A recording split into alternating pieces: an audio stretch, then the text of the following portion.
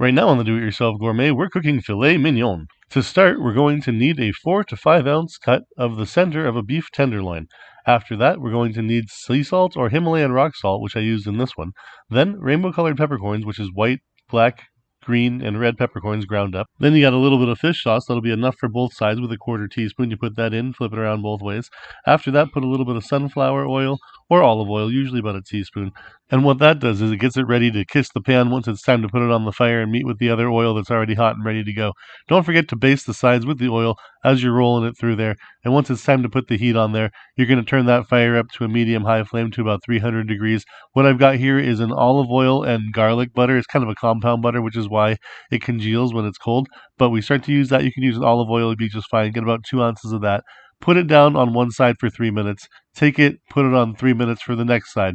After that, you're going to cover it and reduce heat for 3 minutes. Flip it over and cook it for another 3 minutes at the reduced heat. And then after that, you're going to bring it up to the high heat again with the butter under it. Let the butter cook and melt. And once the butter melts, then you're pretty much ready to flip it over a couple of times. Spoon some more of the butter on top of the steak. That way it's ready to serve. Let it rest for 3 minutes after that, and you've got yourself what amounts to be a perfectly beautiful, medium rare filet mignon cooked by your own hand. Do it yourself gourmet, everybody. Thanks for watching. We'll see you next time.